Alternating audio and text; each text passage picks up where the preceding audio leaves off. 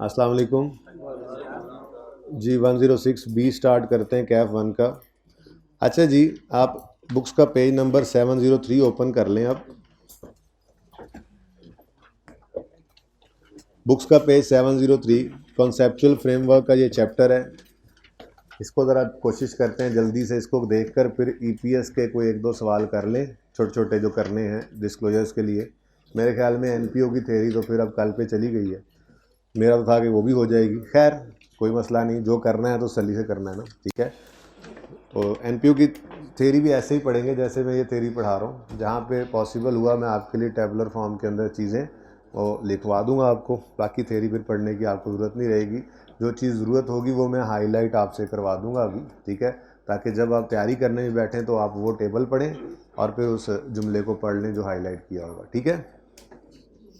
अच्छा जी, अब purpose of conceptual framework ये ज़रा आप एक बार रीड कर लीजिएगा, आपकी बड़ी मेहरबानी।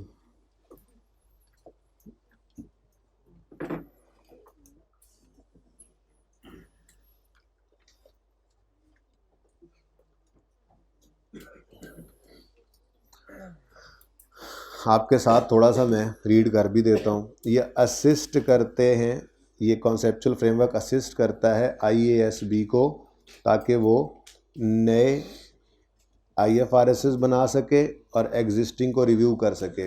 असल में फ्रेमवर्क क्या है? फ्रेमवर्क असल में वो बुनियादी डेफिनेशंस हैं जो अकाउंटिंग के शुरू में आपने पढ़ी थी। एसेट क्या होता है, लायबिलिटी क्या होती है, इनकम क्या होती है, एक्सपेंस क्या होता है, कैपिटल क्या होता है, इस तरह की चीज़ें, ठीक है ना।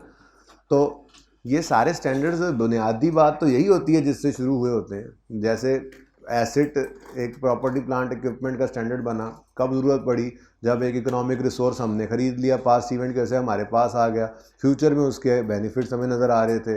अब ज़रूरत महसूस हुई कि पहली बात ये कि ये क्या है जी, इसकी नेचर एसेट जैसी लग रही है, फ्यूचर में बेनिफिट्स दे रहा है, ठीक है, हमारा एक असासा है, तो ज़रूरत महसूस हुई स्टैंडर्ड बनाने की। तो इसी बुनियाद के ऊपर फिर स्टैंडर्ड बनते गए। तो फ्रेमवर्क जो है वो कोई स्टैंडर्ड नहीं है। पिछली अटैम्प्ट में बच्चों ने कहा, बात के बीच में फिर मैं रोक देता हूँ, कि फ्रेमवर्क का सवाल भी तो स्टैंडर्ड से देखा जा सकता है, तो स्टैंडर्ड में ये फ्रेमवर्क नहीं है, ठीक है ना। तो ये फ्रेमवर्क जो है इसको बुनियाद रख कर स्टैंडर्ड्स सारे बने हुए हैं, ठीक है। तो फ्रेमवर्क कोई डिफरेंट चीज़ नहीं है, ठीक है। ये स्टैंडर्ड्स की बुनियाद है और फ्रेमवर्क की कोई रिक्वायरमेंट किसी आईएफआरएस से टक्कर नहीं खाती। यानी अगर फ्रेमवर्क ने कहा है कि एसेट एक ऐसा रिसोर्स है पास्ट में हमारा हुआ था और फ्यूचर में बेनिफिट देगा, तो स्टैंडर्ड कोई ऐसा नहीं आया जिसने एसेट को लायबिलिटी की तरह से बोल दिया हो। स्टिल अगर कहीं कॉन्ट्राडिक्शन आ जाए रिक्वायरमेंट ऑफ स्टैंडर्ड में और फ्रेमवर्क में, तो प्रिवेल क्या करेगा आपके ख्याल में? स्टैंडर्ड जो हमने इसको देखते हुए बनाया था, ठीक है, वो बाद में बने हुए स्टैंडर्ड्स प्रिवेल करते हैं फिर, ठीक है। वो भाई सही है, सही है। अच्छा, तो पर्पज़ एक तो ये है कि असिस्ट करना बोर्ड को कि वो नए स्टैंडर्ड्स बनाएं या एग्जिस्टिंग को रिव्यू करें, ठीक है। उसके बाद असिस्ट करता है आईएएसबी को इन प्रोमोटिंग हार्मोनाइजेशन। बस इससे आगे क्या भाई? देखें, मैंने आपको ये भी बताया था, एक बार शायद जिक्र किया था कि आप तो तकरीबन आपने सारे आईएएस पढ़े हैं। पहले आईएफआरएस 15 होता था आपके यहाँ पे, पहले ज़माने में आईएएस आते थे, ठीक है। अब फिर आईएफआरएस आना शुरू हो गए हैं, ठीक है। होता ये था कि कुछ डिफरेंसेस बहरहाल होते थे डिफरेंट अकाउंटिंग बॉडीज़ के दुनिया के अंदर, जैसे यूएस गैप्स वाले जो हैं उनके और ये accounting international accounting standard board वाले जो आईएएस हैं, आईएफआरएस जो हैं, ये ज़रा डिफरेंसेस थे इनके अंदर। तो आईएफआरएस जो आ रहे हैं अब, वो कोशिश यही कर रहे हैं कि उसको भी ब्रिज कर लें जो गैप थोड़ा बहुत होता भी था। तो अभी आईएफआरएस इसको देख कर बन रहे हैं ताकि दुनिया के अंदर अगर कहीं थोड़ा बहुत फ़र्क था भी तो कोशिश करके उनको भी हार्मोनाइज़ कर लिया जाए, उनको एक जैसा कर लिया जाए। तो प्रमोट करना एक जैसी चीज़ों को, तभी तो आप लोग मोबाइल होते हैं। आप यहाँ पे, अगर आप यहाँ पे क्वालिफाइड चार्टर्ड अकाउंटेंट हैं, तो आप किसी भी कंट्री में जाके उसके लॉज टैक्स जो है उनके कुछ एक दो पर्चे दे के आप वहाँ पे चार्टर्ड अकाउंटेंट बन जाते हैं। उसकी वजह क्या होती है कि बाकी सारी चीज़ें जो हैं वो दुनिया के अंदर हमने एक जैसी ही पढ़ी होती हैं। ये स्टैंडर्ड्स जो आप यहाँ पढ़ रहे होते हैं, जॉन भी यही पढ़ रहा होता है कनाडा के अंदर बैठ के, तो स्टैंडर्ड्स तो सेम ही होते हैं। तो हार्मोनाइजेशन की तरफ बहरहाल इसमें जो है वो थोड़ी हेल्प जो है वो ये करता है। ये इसी ने ही हेल्प की है, इसका ये बेसिक पर्पज़ भी है, ठीक है। एक बार इस सारे पैरा को पढ़ लेना, लेकिन जितना हाईलाइट कर रहा हूँ बस यही जहन में रहे, ठीक है। अच्छा जी, ये भी वैसी बात है, नेशनल स्टैंडर्ड सेटिंग बॉडीज़ को नेशनल स्टैंडर्ड्स बनाने के लिए भी हेल्प करता है। अच्छा जी, बड़ी बात है। फाइनेंशियल स्टेटमेंट्स प्रिपेयर को अप्लाई करने में आईएफआरएस ये हेल्प करता है। जाहिर सी बात है, फ्रेमवर्क ने बताया कि एसेट क्या होता है, लायबिलिटी क्या होती है। अब कोई चीज़ फाइनेंशियल बनाने वाले को लग रही है कि ये एसेट है और ये ऐसा एसेट है कि ये लॉन्ग टर्म फ़ायदा देगा, तो वो फिर IAS 16 की तरफ गया। तो बेसिक नॉलेज तो यही वाला ही था ना, ठीक है। असिस्ट करता है prepare the financial statement in applying IFRS, ठीक है जी। और ऐसी चीज़ तो जाहिर सी बात है, अब ये मैं हाईलाइट नहीं कर रहा, लेकिन ऐसा होता है कि जो चीज़ IFRS अभी जिसके बारे में नहीं बने होते, तो वापस शायद आपको मैंने ये IAS 8 के अंदर पढ़ाया भी था कि सबसे पहले रेलेवेंट IFRS देखो, ना मिले तो फिर क्या करो, कोई सिमिलर IFRS देख लो, ना मिले तो फ्रेमवर्क की तरफ चले जाओ। तो फ्रेमवर्क क्या है, वही बात उसने बताई थी कि वो फिर आप खुद सोचो यार, ये नज़र आ रही है चीज़, ये एसेट है या लाइबिलिटी, आपकी जजमेंट फिर आ जाती है, ठीक है। बहरहाल assist prepares of financial statements in applying IFRS काफ़ी है, ये याद रखना, ठीक है।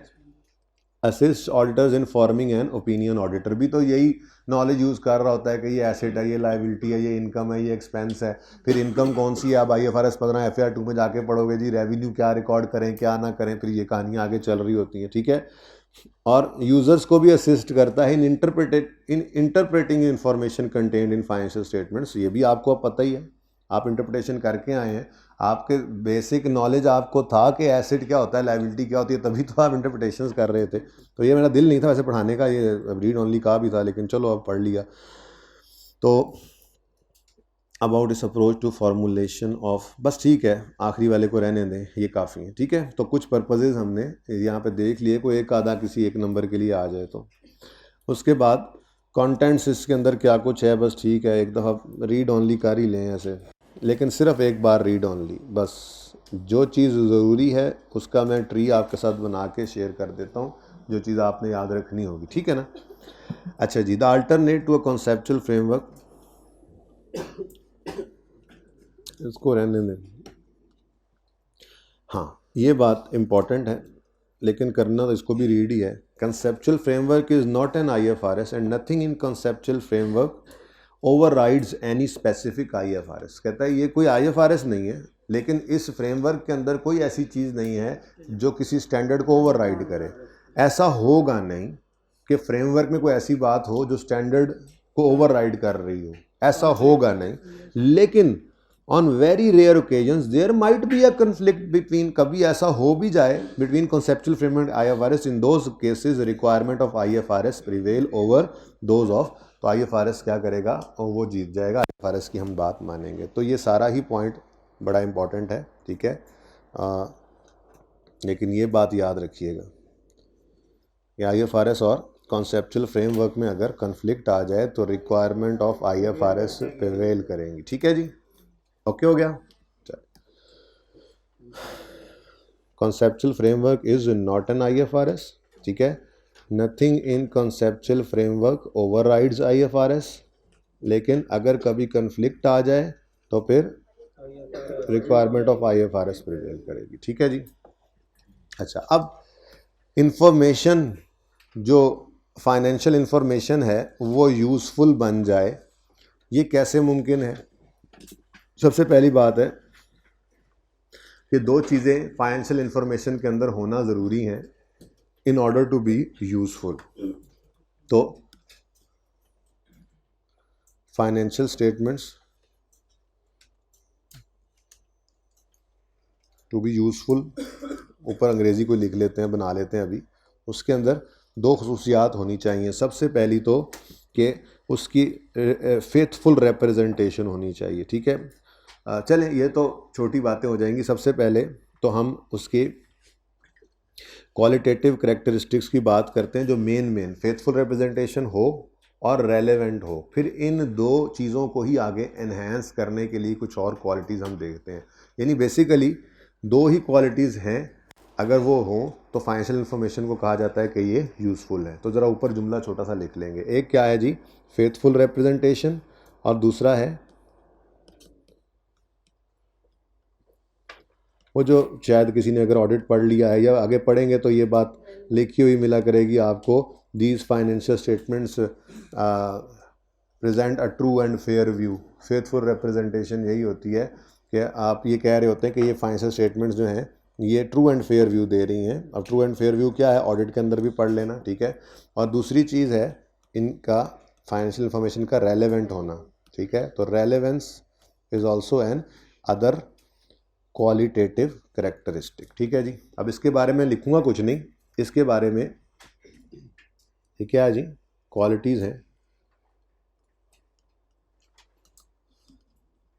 Qualities of financial information. फिलहाल ये अब क्या कह सकते हैं, लेंथी बात ही है। टू बी यूज़फुल, अगर फाइनेंशियल इंफॉर्मेशन यूज़फुल होना चाहिए तो उनके लिए उसके अंदर फाइनेंशियल इंफॉर्मेशन में ये दो क्वालिटीज़ होनी चाहिए, ठीक है। अब अपने पेज पे आए नंबर 704 पे, और रेलेवेंस के लिए आपने एक जुमला हाईलाइट कर लेना है। Relevant financial information is capable of making a difference in decision making. Information may be capable of making difference in a decision even if some users choose not to take advantage. The relevance of information is affected by materiality. Information is material if, अच्छा जी, असल में relevant कब कहेंगे information को, वो कह रहा है अगर वो डिसीजन ऑफ यूज़र को बदलने की अहलियत रखती हो। सादा सी बात है, मैंने फाइनेंशियल स्टेटमेंट्स को देखा, देख के मैंने कहा नहीं यार कंपनी ए नहीं कंपनी बी में इन्वेस्ट करूँगा, तो रेलेवेंट इन्फॉर्मेशन सामने थी तो उसी की बेस के ऊपर डिसीजन किया ना। मैं पहले शायद कंपनी ए में इन्वेस्टमेंट का सोच रहा था, लेकिन जब कंपनी बी की फाइनेंशियल इन्फॉर्मेशन मेरे सामने आई तो मैं शायद अपने फैसले को बदलने पे भी मजबूर हो गया, ठीक है। तो रेलेवेंट फाइनेंशियल इन्फॉर्मेशन क्या होती है, जो कैपेबल होती है of making a difference in decision made by the user, ठीक है जी। अगली बात वो कह रहा है, चलें जहन में रखना है तो रख लें। Relevance of information is affected by it's materiality. Materiality का मतलब क्या है, अब देखें ना, एक बंदे के लिए कोई बात मटीरियल हो सकती है, दूसरे के लिए कोई दूसरी हो सकती है। एक बंदा जो है वो लॉन्ग टर्म इन्वेस्टमेंट का सोच रहा है, ठीक है, और एक बंदा जो है वो सिर्फ शॉर्ट टर्म इन्वेस्टमेंट कर रहा है। तो अब शेयर की प्राइस ज़्यादा पे करके डिविडेंड कमाने वाला शायद जो है वो, मतलब जैसे मैंने प्राइस अर्निंग रेशो का बताया था, ठीक है ना, तो वो क्या कह रहा है, वो लॉन्ग टर्म के लिए सोच रहा है कि यार डिविडेंड कमाऊंगा, कंपनी में लॉन्ग टर्म इन्वेस्टमेंट करूंगा, लंबे अरसे के लिए रहूंगा, चलो कोई बात नहीं है, मैं ये डिसीजन ले लेता हूँ, एक बात कर, ठीक है। लेकिन दूसरे के लिए शायद ये बात इतनी रेलेवेंट ना रहे, क्योंकि उसका मटीरियलिटी लेवल किसी और तरफ बैठा हुआ है। ये भी तो हो सकता है वो ये कहे कि यार मैंने लॉन्ग टर्म इन्वेस्टमेंट नहीं करनी, मैंने बस शेयर को ख़रीदना है और बेचना है, तो शेयर खरीद के बेच लूँ, कौन सी ऐसी कंपनी है जिसकी फ्लक्चुएशन शो कर रही है, मैं सस्ता शेयर उठाऊँ महंगा बेच लूँ। बहरहाल ये कोई इतनी ज़्यादा बात नहीं है अहम, तो इसलिए जो अंडरलाइन करना है वो आपने सिर्फ पहली लाइन को करना है। लेकिन जब एक बार आपने आज जाके पढ़ना है ना, तो इसको सारे को पढ़ लेना है, फिर अंडरलाइन सिर्फ हाईलाइटेड सिर्फ ये होगा, फिर जब भी रिवाइज करेंगे सिर्फ इस लाइन को पढ़ लेंगे, ठीक है। उसके बाद फाइनेंशियल स्टेटमेंट्स की दूसरी qualitative characteristic, to be useful, to make them useful. Financial information के अंदर और कौन सी क्वालिटी होनी चाहिए, फेथफुल रिप्रेजेंटेशन हो, यानी ट्रू एंड फेयर व्यू दें, ठीक है। Financial reports represent economic phenomena in words and numbers. कहते हैं जी जो इकोनॉमीज़ के हालात चल रहे होते हैं उनको वर्ड्स और नंबर्स के अंदर फाइनेंशियल स्टेटमेंट्स जो होती हैं, फाइनेंशियल इंफॉर्मेशन होती है, वो बता रही होती हैं, बोल रही होती हैं फाइनेंशियल स्टेटमेंट्स हालात को ही, ठीक है। To be useful financial information must not only represent relevant phenomena, यानी सिर्फ रेलेवेंट होना ज़रूरी नहीं है, but it must also faithfully represent the substance of phenomena that it purports to represent. वो कहता है जो कुछ उसमें लिखा हुआ है सिर्फ रेलेवेंट होना ज़रूरी नहीं है उसका, वो ट्रू एंड फेयर व्यू भी दे, यानी ये ना हो कि वो इन्फॉर्मेशन ही गलत है जिसके ऊपर हम डिसीजन ले रहे हैं, वो तो फिर क्वालिटी ना हुई फाइनेंशियल इन्फॉर्मेशन की। यानी फाइनेंशियल इन्फॉर्मेशन रेलेवेंट क्यों है, क्योंकि वो हमारे डिसीजन को बदल रही है। अब डिसीजन को अगर बदल रही है और वो financial information true and fair view नहीं दे रही, यानी सही नहीं है, तो फिर तो क्वालिटी एक डिसीजन बदलने वाली तो थी उसके अंदर, लेकिन दूसरी तरफ उसकी क्वालिटी की, उस क्वालिटी की दूसरी क्वालिटी जो आ गई जिसने कहा कि जी ये फाइनेंशियल सही नहीं है। जब सही नहीं है तो फिर फाइनेंशियल इन्फॉर्मेशन को हम क्या करें, उसका हमने क्या करना है, तो क्वालिटी तो फिर ना रही इसके अंदर, ठीक है। तो although in many circumstances substance of an economic phenomenon in its legal form as same, accountant should carefully identify when it might not be the case. To be perfectly faithful, a depiction would have three characteristics. It would be complete, neutral and free from. Financial statements जो हैं वो अगर आप चाहते हैं कि वो faithful हों यानी ट्रू एंड फेयर व्यू दें, तो उनके अंदर तीन चीज़ें होनी चाहिए। वो कंप्लीट होनी चाहिए, कोई चीज़ रह ना जाए, न्यूट्रल होनी चाहिए, बाइसनेस नहीं होनी चाहिए किसी ने अपने मतलब से। बाइसनेस क्या होती है? आपने इम्पेयरमेंट टेस्ट लगाया है, एसेट इम्पेयर हो रहा है, लेकिन आपको सीएफओ साहब कह रहे हैं यार प्रॉफिट कम हो जाएंगे, रहने दे यार उस्ताद, जान दे, कुछ नहीं होता। किसी को क्या पता इम्पेयरमेंट टेस्ट लगाया या नहीं लगाया? आपने इंडिकेटर्स को देखते हुए लगाया था। अगर आप वो इम्पेयरमेंट लॉस नहीं रिकॉर्ड करते तो क्या आप न्यूट्रल हैं? आप तो न्यूट्रल नहीं रहे, आप तो बाइस्ड हो गए। तो ये फिर फेथफुल रिप्रेजेंटेशन नहीं दे रही। आप कह रहे हैं कि जी IAS 16 ने कहा है कि मैंने PPE के नोट के नीचे, ऐसी बातें वैसे हम लिख रहे होते हैं छोटी छोटी, मुझे पता है, ठीक है ना, ऐसे छोटी सी बात, ऐसे छोटा सा ऐसे पॉइंट लिख लेते होते हैं ना हम, ठीक है। क्या किया हमने जी, हम रीवैल्यूअर के नाम की मैं बात करता हूँ, लेट्स से रीवैल्यूअर नेम। आपने कहा, आपने PPE का नोट बनाया। अब आपको पता है, आप IAS 16 पढ़ के गए हैं ताज़ा ताज़ा, आपने वहाँ पे लिखा हुआ देखा है कि रीवैल्यूअर का नाम इंडिपेंडेंट है या नहीं है, ये बताओ रीवैल्यूअर इंडिपेंडेंट है या नहीं है। इसी को बताने के लिए हम नाम लिखते हैं। अब आपने नाम लिखा, जब फाइनेंशियल स्टेटमेंट्स तैयार कर ली आपने, आप CEO या CFO साहब के पास गए तो उन्होंने कहा यार ये ना हमारा कज़न था जिससे हमने रीवैल्यूएशन करवाई है। तुम्हें पता ही है दूसरा बंदा कहाँ मानता है हमारी बात, तो हमें ज़रा थोड़ा सा कुछ प्रॉफिट्स चाहिए थे, तो इसका नाम ना लिखो, बस ये लिख दो। तुमने लिखना ही है ना सब, तुम लिख लो last revaluation was performed on फलां डेट। इस बंदे का नाम ना लिखो, यूज़र को तो फ़ौरन पता लग जाएगा कि ये इंडिपेंडेंट पार्टी नहीं है, तो मेरा कज़न है।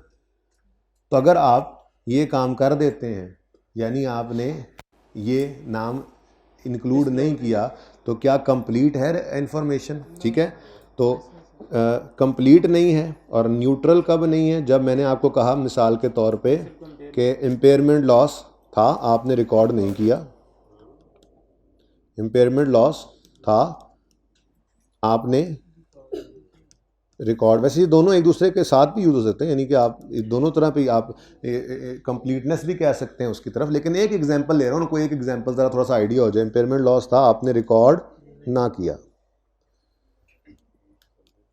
ठीक है। और फ्री फ्रॉम एरर, अब ये तो सिंपल सी बात है, ठीक है, और उसमें कोई एरर नहीं होना चाहिए, ठीक है। तो बात क्या हुई जी, फेथफुल रिप्रेजेंटेशन क्या होती है जी?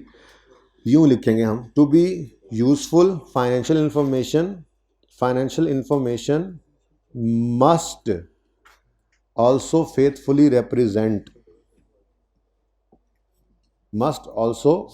रिप्रेजेंट सब्सटेंस ऑफ द, ये इसको रहने दो, ये ऐसे, substance must also faithfully represent economic phenomena and its legal and it purports to represent, ठीक है। ऑल्दो इन मेनी सर्कमस्टांसिस, इसको भी रहने दो, accountant should be to be perfectly faithful representation, depiction would have 3 characteristics. तो ये बात ही काम किया मेरे ख्याल से, इसी को ही आप हाईलाइट कर लें।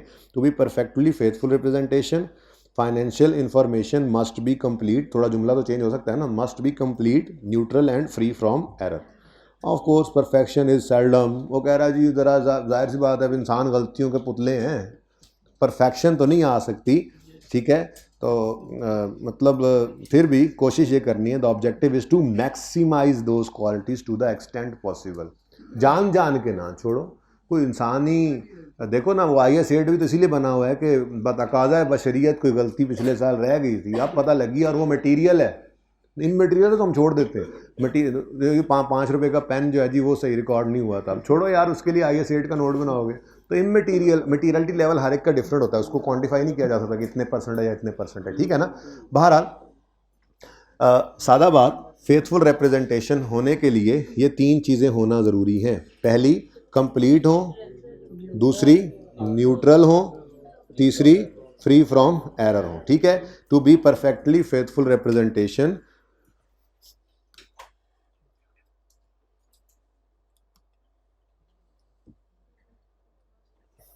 फाइनेंशियल इंफॉर्मेशन, ज़रा आसान कर लेना जुमला, वुड हैव 3 कैरेक्टरिस्टिक्स, ठीक है, 3 कैरेक्टरिस्टिक्स, और वो 3 आगे लिख दी, ठीक है जी। तो to be useful information must also faithfully represent information, financial information must be faithfully represented, ये ज़्यादा बेहतर होगा। तो 2 जुमले बन गए बस, इसमें से और कुछ नहीं करना। To be useful financial information must be faithfully represented, ठीक है, बस ये जुमला है सारे का सारा। ओके, टू बी यूजफुल, ये येलो इस तरह से चल रहा है ऐसे। तो पहली बात, टू बी यूजफुल रेलेवेंट होना चाहिए, टू बी यूजफुल रेलेवेंट होना चाहिए। रेलेवेंट होने के लिए क्या जरूरी है, वो डिसीजन बदलने की ताकत रखे। To be useful faithfully represented होना चाहिए इंफॉर्मेशन को, और फेथफुल रिप्रेजेंटेशन कब होगी, जब कंप्लीट होगी, न्यूट्रल होगी और फ्री फ्रॉम एरर होगी। ठीक है जी। अच्छा, अब ये तो है आपकी दो क्वालिटेटिव कैरेक्टरिस्टिक्स। ये क्या है जी, दो क्वालिटेटिव कैरेक्टरिस्टिक्स। इन दो क्वालिटेटिव कैरेक्टरिस्टिक्स को ही अचीव करने के लिए, एनहांस करने के लिए, बेसिकली अचीव तो हम कर ही रहे थे, ये ज़्यादा बेहतर हो जाएं, इनके लिए फिर कुछ और क्वालिटीज़ का जिक्र हम करते हैं। ठीक है, और वो क्वालिटीज़ क्या होती हैं जी, कंपेरेबिलिटी होनी चाहिए। कंपैरिजन का कंपैरेटिव क्यों बनाते हैं, कंपेरेबिलिटी होना, कंपेरेबिलिटी होना, तो ये भी वही वैसे ही चल रहा है काम। ठीक है ना, फेथफुल रिप्रेजेंटेशन और रेलेवेंस को अचीव करने के लिए, एनहांस करने के लिए बल्कि कुछ और क्वालिटीज़ भी हैं। तो ये बेसिकली इस मेन ब्रांच के नीचे ही चल रही हैं, इस मेन हेड के नीचे ही ये भी चल रही हैं, और वो क्या है जी, कंपेरेबल होना चाहिए। अब इसके अंदर वो सारी बातें आती हैं जो आपको पता है। कंपैरिजन का मतलब क्या है जी, इसलिए तो कहते थे जी वो अकाउंटिंग पॉलिसीज जो सेलेक्ट करो उन्हें कंसिस्टेंटली अप्लाई करना। क्यों, ताकि पिछले साल और ये साल कंपेरेबल रहे। कंपेरेबल होगा तो ये क्वालिटेटिव कैरेक्टरिस्टिक्स को अचीव कर रहा है। ठीक है, अचीव कर रहा है तो ये क्वालिटी है एक अच्छी फाइनेंशियल इंफॉर्मेशन की। बात समझ आ रही है। ठीक है, तो कंपेरेबल होना चाहिए। इसके लिए बस एक लाइन देख लो, पढ़ना तो आज सारा एक बार पढ़ लेना है कि कोई चीज़ उसमें लाइन ऐसी नज़र आए, फिर मुझे ना कहना कल को पर्चे में वो एक लाइन आई पड़ी हो। तो पढ़ना सारा है, लेकिन मैं जो हाईलाइट कर रहा हूँ बस वो इसलिए है कि जब एक बार पढ़ लोगे ना, तो फिर जब भी रिवीजन में बैठोगे इधर से ये टेबल देखोगे, साथ सिर्फ एक एक लाइन पढ़ लोगे, रिवाइज हो जाएगा 10-15 मिनट के अंदर, ज़्यादा टाइम फिर इस पर नहीं लगेगा। ठीक है, तो comparability enables user to identify, पहले मैं खुद ही पढ़ा देता हूँ, and understand similarities in difference among the items. Information about reporting entity is more useful if it can be compared with similar information about other and with similar information about same entity of another period. Ratio में ही पढ़ा था। Financial information के बारे में वो कह रहा है कि जी इंफॉर्मेशन जो है वो ज़्यादा यूजफुल कब है, जब आप उसको पिछले साल से कंपेयर कर सकें और जब उसको दूसरी कंपनी से। अब ये कब होता है, देखें, कंसिस्टेंसी सिर्फ अकाउंटिंग पॉलिसीज़ नहीं है, कंसिस्टेंसी तो ये भी है कि पिछले साल अगर मेरी sale less cost of sale GP था, add other income less expenses था, तो इस साल ये ना हो कि sale less cost of sale GP less expenses add other income कर रहा हूँ। मैं फॉर्मेट के अंदर भी कंसिस्टेंट चलूँ, तो इसीलिए IS1 ने एक फॉर्मेट दे दिया, सारे लोग ही इसी तरह से करते हैं उसको। ठीक है ना, तो वो IS1 का जब फॉर्मेट यूज़ करते हैं तो हम ना सिर्फ अपने पिछले साल से कंपेरेबल हैं, बल्कि आसपास के लोग भी वही यूज़ कर रहे हैं, तो हम उनके साथ भी कंपेरेबल हो जाते हैं। बड़े आसानी से हम कहते थे हमारा जीपी उनका जीपी, हमारी कॉस्ट सेल उनकी कॉस्ट, हमारी सेल उनकी सेल, सब कुछ तो सेम होता था। कंपेरेबल है तो यूजफुल है, यूजफुल है तो ये अच्छी कैरेक्टरिस्टिक है। ओके, अच्छा, तो कंसिस्टेंसी जो है वो कंपेरेबिलिटी के लिए ही है, लेकिन वही चीज़ नहीं है। कंसिस्टेंसी में अब वो कह रहा है, consistency refers to use same method for the same items either from period to period within a reporting entity और in a single period across entities. Consistency helps to achieve the goal of comparability. ये consistency को different चीज़ नहीं है। सबसे पहली चीज़, comparability क्या होती है? Comparability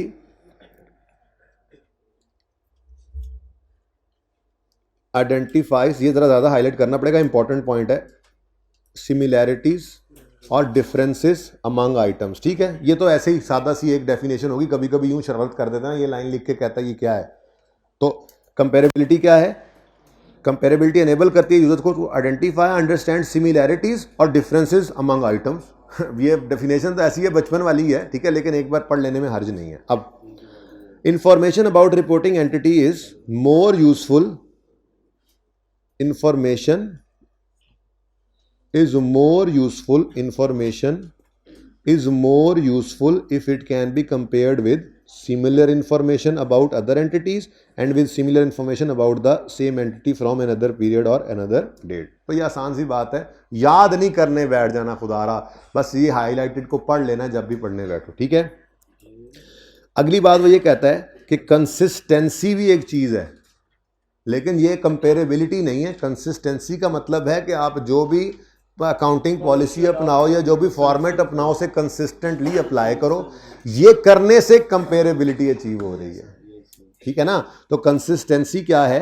consistency refers to use same methods from time for the same items either from period to period, बस आगे ना आइदर फ्रॉम ये वो बस छोड़ो। Consistency refer to use of same methods from the same item for the same item, ठीक है जी। And it helps, consistency helps to achieve the goal of comparability, यानी अल्टीमेटली ये कोई अलग चीज़ नहीं है, आपकी क्वालिटी एक ही है, कंपेरेबल होना चाहिए। ये क्वालिटी है एनहेंस करने वाली, ये क्वालिटी एनहेंस कर रही है किस बात को? फेथफुल रिप्रेजेंटेशन को, कितने गया, और कंपेरेटिव और रेलेवेंस को। तो बेसिकली रेलेवेंस और फेथफुल रिप्रेजेंटेशन के लिए ही ना, पिछला साल सामने होगा तो और रेलेवेंट हो जाएगी इन्फॉर्मेशन, मेरे लिए डिसीजन मेकिंग आसान होगी, ठीक है। तो रेलेवेंस और फेथफुल रिप्रेजेंटेशन होने के लिए कंपेरेबल होना जरूरी है, और कंपेरेबल होने के लिए उन्होंने कहा कंसिस्टेंसी भी होना जरूरी। कंसिस्टेंसी होगी तो ये कंपेरेबल होंगे, ठीक है।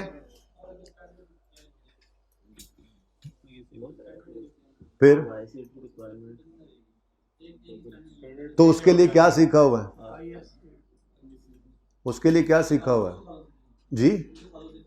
उसके अलावा भी क्या करेंगे? नहीं, हम नोट भी बनाएंगे। तो जो यूजर फाइनेंशियल इंफॉर्मेशन देख रहा होगा तो उसको नोट भी नजर आएगा, तो सारा कुछ उसको पता लग जाएगा। कंपेरेबिलिटी ही रखनी थी जी हमने, हम फाइफो ही यूज करते, लेकिन हम समझते हैं कि इस तरह से दिखाना जरा यूजर्स के लिए अच्छा है। तुम छोड़ो स्टैंडर्ड को, आपस में डिसीजन ले लिया तो हम चेंज कर सकते हैं, लेकिन उसके लिए नोट दिया था नोट। अब चाहे मैनेजमेंट ने खुद चेंज किया, चाहे स्टैंडर्ड बदला, तो वो तो अगली बात होगी ना, अभी तो बेसिक में चल रहे हैं बातों में, ठीक है। कंपेरेबल रखना है हमने, और जब कंपेरेबिलिटी का गड़बड़ हुई थी तभी तो वाई सेठ ने कहा था नोट बना के यूजर को बताओ ये रीस्टेट भी हुआ है। यहीं से तो वो चेक कर रहा था कि मेरे घर वाली फाइनेंशियल स्टेटमेंट डिफरेंट है, ये डिफरेंट है। तो ऐसे बात को बढ़ाओ ना, बस ठीक चल रहा है, जाने दो। कंपेरेबिलिटी क्या होती है? कंपेरेबिलिटी होती है कि आप अपने प्रीवियस ईयर्स से और दूसरी एंटिटीज से कंपेरेबल हो। कंसिस्टेंसी भी इसमें हेल्प कर देती है, ठीक है। उसके बाद वेरीफाइबिलिटी होनी चाहिए, इधर लिखते तो नहीं यार साथ साथ, कंपेरेबल हो और वेरीफाइबल हो। मतलब जो उसमें चीज़ें लिखी हुई हैं ना जी, फाइनेंशियल इंफॉर्मेशन जो लिखी हुई है वो ऐसे ना हो कि हवा में ही हो चीज़ें। यानी ऑडिटर जब जाए और जाके कहे भाईजान आपने ये रेवेन्यू लिखा हुआ है सेल्स, तो ये सेल्स आप ज़रा थोड़ा सा तमीज़ से लिख लें, मेरे ख्याल में 3-4 होने हैं मेरे ख्याल से जी। भाईजान आप सेल दिखा रहे हैं तो ये सेल आप वेरीफाई करवा लेंगे? उन्होंने कहा जी बिल्कुल बिल्कुल, आपको क्या लगता है हम 2 नंबरियाँ करने के लिए बैठे हैं, वेरीफाइबल। मैंने कहा जी हम ऑडिटर हैं, हमारा काम है, हमने चेक तो करना है, हमने रिपोर्ट देनी है कि ये और रिपोर्ट ऑडिटर भी क्या देता है? ऑडिटर कहता है कि these financial statements present a true and fair view, ठीक है ना। तो वो एरर शेरर नहीं है, फ्री फ्रॉम बायस है, ये सारी चीज़ें चेक कर रहा होता है वो, ठीक है। अच्छा, तो कंपेरेबल हो और वेरीफाइबल भी हो, यानी कि जो आइटम्स उसमें पड़े हैं। भाईजान ये फिक्स एसेट नज़र आ रहा है आपकी बैलेंस शीट में? जी जी नज़र आ रहा है, क्या क्या चाहिए आपको बताएं ज़रा सपोर्टिंग। जी ये इनवॉइस है, ये हमने बल्कि उससे पहले वो तो सारी फाइल बनी होती है, वो उठा लाएंगे। जी हमने परचेज ऑर्डर भेजा था, बल्कि उससे भी पहले वाली बात लिखी होती है, जी हमें ये रिक्विजिशन आई थी, फिर हमने ये परचेज ऑर्डर बनाया था, फिर 4 बंदों को कोटेशन उनकी आई थी, उनमें से हमने लोएस्ट को सिलेक्ट किया था। सारी फाइल बनी होती है, आप जाओगे ऑडिट में तो, ठीक है। फिर हमने लोएस्ट को सिलेक्ट किया था, फिर उनको हमने ऑर्डर प्लेस किया था, फिर उस ऑर्डर के अगेंस्ट जो है वो चीज़ें आई थी, उस चीज़ों के साथ एक डिस्पैच नोट उन्होंने भेजा था, एक गुड रिसीव GRN हमने बनाया था, फिर इनवॉइस साथ लगी हुई थी, फिर ये देखें इसकी पेमेंट हमारे बैंक से हुई है, इनके अकाउंट में हुई है। अब ये वेरीफाइबल है या नहीं? और जो नहीं है तो वो तो फिर 2 नंबर ही है एसेट के अंदर। तो जो 2 नंबर चीज़ पड़ी हुई है वो कोई अच्छी क्वालिटी तो नहीं है वो फिर। तो अच्छी क्वालिटी होने के लिए आपकी फाइनेंशियल इंफॉर्मेशन को वेरीफाइबल होना चाहिए, ओके। तो वेरीफाइबल की अंग्रेजी क्या कितनी को हाईलाइट करें? This quality helps to assure user that financial information faithfully represent economic phenomena. Verifiability means that different knowledge independent observers could reach consensus that a particular depiction, faithful quantified information need to be a single point estimate, a range of possible amounts. Verification can be direct verification mean verification through direct observation, counting वगैरह, indirect verification mean छोड़ें जी, नहीं मैं खुद पढ़ रहा था कि इसमें से कोई काम की बात है, कहते हैं आमीन। इसमें सिर्फ ये याद रखना है वेरीफाइबिलिटी का मतलब होता है different knowledgeable and independent observers could reach consensus that particular depiction is a faithful representation. क्या मतलब, मैं इंडिपेंडेंट ऑडिटर था, ठीक है, और मैंने जाकर वहाँ पे उनसे जो ये बात पूछी तो उन्होंने जो है वो मुझे जो बात बताई तो मैं उस नतीजे पे पहुंच गया कि हाँ जी ये तो बिल्कुल सही है, ये सारे सपोर्टिंग डॉक्यूमेंट्स भी मौजूद हैं। फिर और तसल्ली नहीं हुई तो मैंने कहा चलो गाड़ी निकालो, मुझे फैक्ट्री लेके जाओ, मैंने ये एसिड देखना भी है, फिजिकली भी कभी कभी ऑर्डर इंस्पेक्ट कर लेता है जाके, तो पढ़ा भी है कि नहीं है, हवा में तो नहीं है, ठीक है। तो वेरीफाइबिलिटी में बस इतना सा देख लो। उसके बाद भाई वक्त पे होनी चाहिए, इसीलिए तो मैंने आपको कहा था फाइनेंशियल स्टेटमेंट्स जो हैं वो बनाने के लिए लॉ ने भी ना मैक्सिमम लिस्टेड कंपनी को 4 महीने का टाइम दिया। अब सी लॉ आप पता नहीं कब पढ़ोगे, तो उसमें फिर आप ये पढ़ोगे कि जो लिस्टेड कंपनी होती है उसको एनुअल जनरल मीटिंग बुलाने के लिए ईयर एंड के आगे 4 महीने का टाइम दिया जाता है, 120 दिनों का। 4 महीने के अंदर अंदर उन्होंने एजीएम करानी है, लाजमी है, ठीक है। अब 4 महीने का मतलब 120 दिन तक। अब उस एजीएम से 21 दिन पहले उन्होंने नोटिस भेजना है अपने सारे मेंबर्स को, शेयर होल्डर्स को, कि हमारी 21 दिन बाद मीटिंग होनी है, यानी कि 99 दिन हो गए, 120 में से 21 तो निकल गए। और वो जो नोटिस होता है, notice of annual general meeting, उसके साथ ऑडिटेड फाइनेंशियल स्टेटमेंट्स का लगा के भेजना जरूरी है।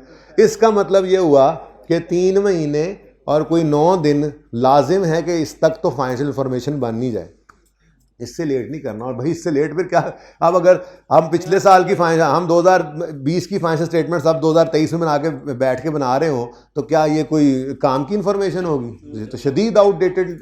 तो अच्छी फाइनेंशियल इंफॉर्मेशन होने के लिए, ताकि हम उसकी रेलेवेंस और फेथफुल, चलो फेथफुल रिप्रेजेंटेशन नहीं आप कहते कि जी फेथफुल का क्या मसला है जी, ट्रू एंड फेयर तो होगा वो भी, भाई रेलेवेंट तो नहीं ना रही। अब रेलेवेंट तो नहीं ना रही तो क्वालिटी अच्छी तो तभी है जब टैमो टैम काम हो जाए, ठीक है। वेले दी नमाजा कवेले दियां टकरा, ये वो क्वालिटी है, ठीक है। तो टाइमलीनेस क्या है?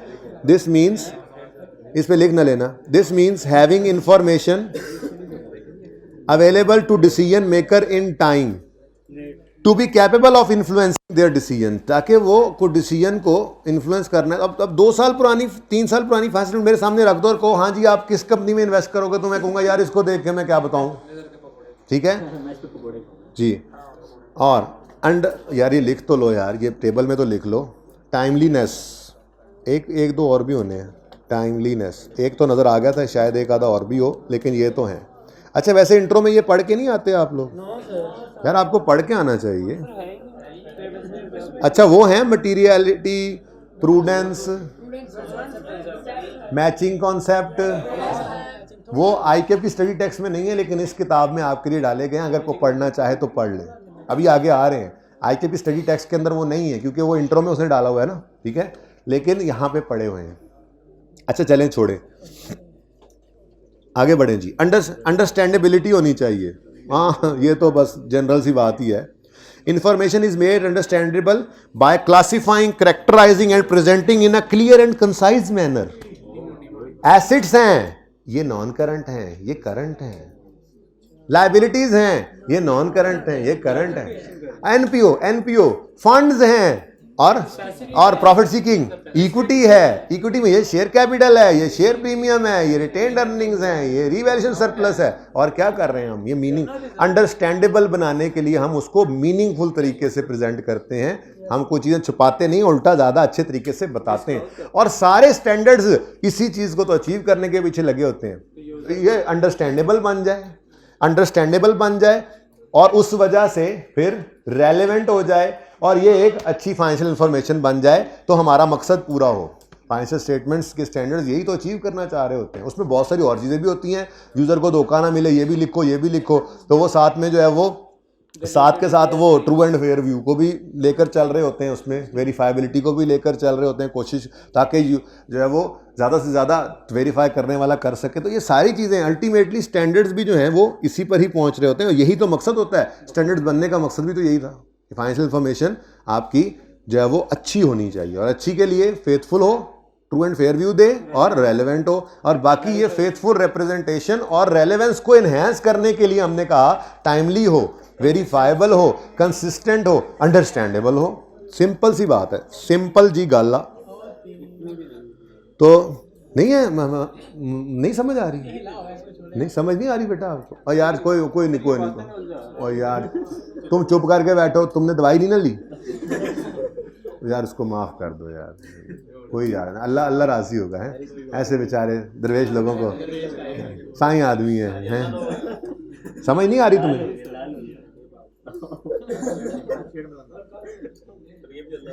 कल से पिस्टल नहीं आए कल से मैं फिलहाल कल सिर्फ गोलियां लाऊंगा, पैनाडोल गोलियां मारूंगा।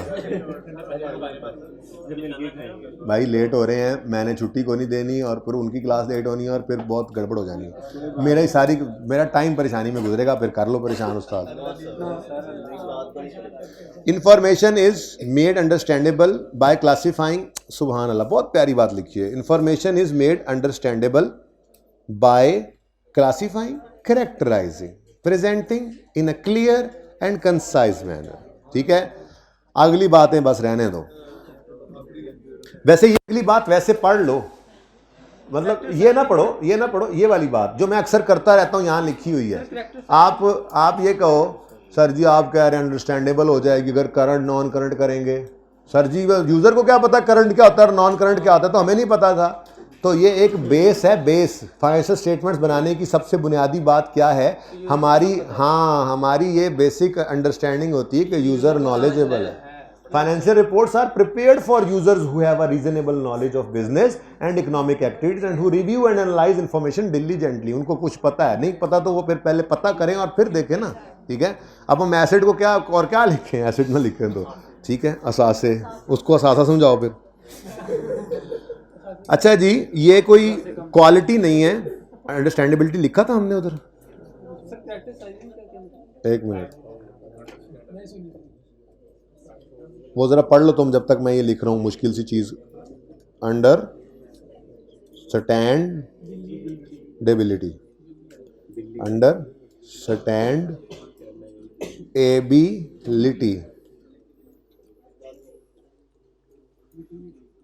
ठीक है जी। अच्छा अब हाँ भाई क्या कह रहे थे आप, किधर, और कैरेक्टराइजिंग मतलब कैरेक्टरिस्टिक्स को देखते हुए एक जैसी चीज़ें एक जगह रखते हैं। हम एडमिन एक्सपेंसेस के अंदर सिर्फ जो है वो हेड ऑफिस के खर्चे रख रहे हैं, कैरेक्टरिस्टिक्स देखते हुए उसको इधर फेंक रहे हैं। अदर एक्सपेंसेस को ना सेलिंग में जाने दे रहे हैं, ना एडमिन में जा रहे हैं, ना कॉस्ट ऑफ सेल में, अदर इनकम को रेवेन्यू में नहीं जाने दे रहे। तो ये कुछ क्वालिटीज़ देख के, कैरेक्टरिस्टिक्स देख के हम उसकी जो है वो इस तरह से प्रेजेंटेशन कर रहे हैं, कुछ ज़रा यूज़फुल हो जाए, यही होता है। लेकिन इतनी डीप जाने की क्या ज़रूरत है। अंडरस्टैंडेबिलिटी का मतलब है आप उसको, इतनी सी बात देखो, क्लासीफाई और प्रेजेंट ऐसे करो कि वो ज़रा क्लियर हो, बस बात होगी। लेकिन जब भी रिवीजन करो ये पढ़ लेना जुमला, ये अंडरलाइन किया हुआ है तो रिवाइज हो जाएगा। ठीक है, अच्छा सुनो, ये सारी चीज़ों पे ना भाई खर्चा भी कुछ आता है। ठीक है, आप कह रहे हो जी फाइनेंशियल इन्फॉर्मेशन जो है वो गुड होनी चाहिए, ज़बरदस्त हो, उसके लिए फेथफुल रिप्रेजेंटेशन हो, उसके लिए रेलेवेंस हो, तो ये सारे काम होने चाहिए। तो फिर बंदे भी रखने पड़ेंगे, डिपार्टमेंट चलाने पड़ेंगे, तो चार्टर्ड अकाउंटेंट्स को हायर करना पड़ेगा, आप लोगों की रोज़गार का बंदोबस्त होने। तो कॉस्ट कंस्ट्रेंट बहरहाल होता है। अगर वो क्वालिफाइड चार्टर्ड अकाउंटेंट नहीं रखेगा तो फिर ऑडिटर आके क्वालिफाई कर दे रिपोर्ट, तो उसमें कोई मसला नहीं होना चाहिए। फिर वो ज़हनी तौर पे तैयार था, शायद उसका कोई कॉस्ट कंस्ट्रेंट रहा होगा। तो cost constraint on useful information क्या है, cost is a pervasive constraint है। मतलब भाई फाइनेंशियल इंफॉर्मेशन को हर कोई चाहता है कि ज़बरदस्त हो, लेकिन उस पर खर्चा भी आता है जी। तो खर्चा आता है तो बहरहाल ये एक बहुत बड़ा कंस्ट्रेंट है। तो इसलिए ना कोशिश ये की जाती है कि कोई विन विन सिचुएशन निकले, कि आप एक अच्छे खर्चे को, ज़्यादा खर्चा नहीं, अच्छा खर्चा करके एक अच्छी इन्फॉर्मेशन बना ली जाए। ठीक है, जरा ये क्या करते हैं पढ़ लेते हैं। Cost is a pervasive constraint on the information that can be provided by financial reporting financial information imposes cost and it is important that those costs are justified by benefits of reporting that information। अगर आपको तनख्वाह देगा ना आपका सेठ, तो आपको justify करना चाहिए फिर उसको। ये ना हो फिर ऑडिटर आया और कहे लीज का नोट क्या बना हुआ है, आपको जी IFRS 16 मुझे समझ नहीं आया था, FR 2 में मैंने छुट्टी की थी उसने, तो फिर आपने तो हलाल करना पड़ेगा फिर आपको। ठीक है ना, द बेनिफिट्स ऑब्टेन्ड, ताके सुने, the benefits obtained from financial information should exceed the cost of obtaining and providing it. आपकी तनख्वाहों से ज़्यादा फिर फायदा है आपकी फाइनेंशियल इन्फॉर्मेशन का। फायदे तो बहुत होते हैं फाइनेंशियल इन्फॉर्मेशन के, ठीक है।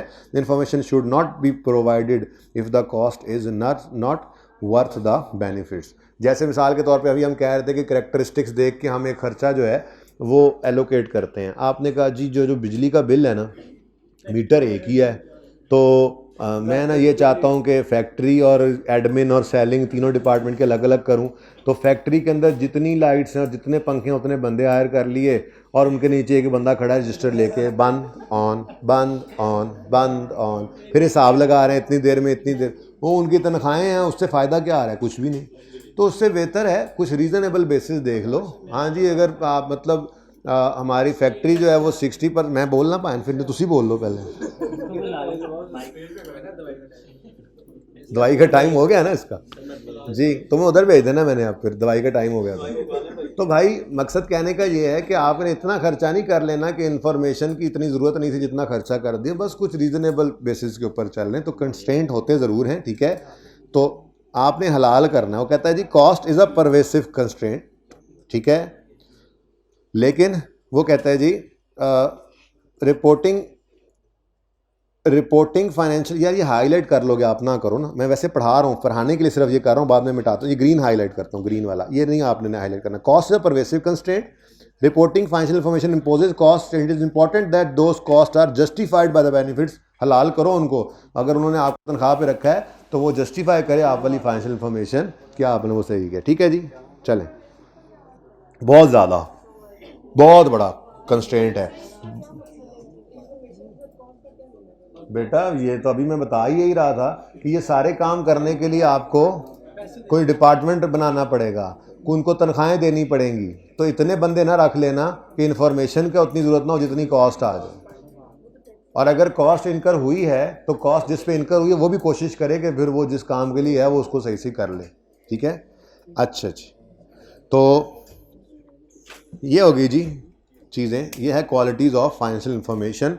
ये ऐसे ही है, इसकी पिक्चर ऐसे ही ले लें, ठीक है। बेसिकली तो ये दो हैं, फेथफुल रिप्रेजेंटेशन और रेलेवेंस, ताकि एक यूज़फुल इंफॉर्मेशन बन जाए। फिर इन दोनों चीज़ों को मज़ीद इन्हेंस करने के लिए आगे कंपेरेबिलिटी भी, वेरीफाइबिलिटी भी, टाइमलीनेस भी और अंडरस्टैंडेबिलिटी भी आती है। लेकिन इन सारी चीज़ों में कॉस्ट बहरहाल एक कंस्ट्रेंट होता है, तो कोशिश करें कि कोई दरमियाना रास्ता निकले, ठीक है।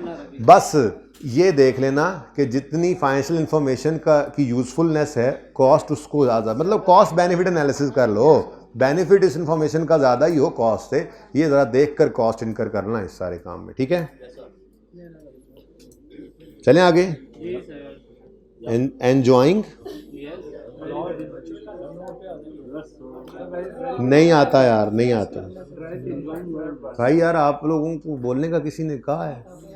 जितना मैंने कहा एंजॉइंग कहो यस या नो, दैट्स इट। तीसरी, हाँ एक बार बोल दिया दैट्स इट, तीसरी बात करने की कोई ज़रूरत नहीं, ना पूछा जाता है। इस तरह से खाम में आप टाइम ज़ाया करते हैं। रिकग्निशन इन फाइनेंशियल स्टेटमेंट्स, कहता है जी रिकग्निशन क्राइटेरिया असल में, अच्छा वो कहता है एलिमेंट्स ऑफ फाइनेंशियल स्टेटमेंट्स, यानी एसेट हो, लायबिलिटी हो, इक्विटी हो, इनकम हो, एक्सपेंस हो, ये सारे के सारे फाइनेंशियल स्टेटमेंट्स में सिर्फ तब रिकॉर्ड करने हैं जब वो डेफिनेशन मीट कर दें उस एलिमेंट की। यानी एसेट को तब एसेट कहना जब वो एसेट की डेफिनेशन मीट, क्या होता है, हाँ बिल्कुल बेसिक बातें हैं, लेकिन इसलिए पढ़ा रहा हूँ कि आपको तसल्ली हो कि इसमें कुछ भी ऐसा नहीं। ये वो चीज़ है जो शायद इंट्रो में पहले आप पढ़ते हैं लेकिन बताई नहीं जाती इन चीज़ों के नाम, ठीक है।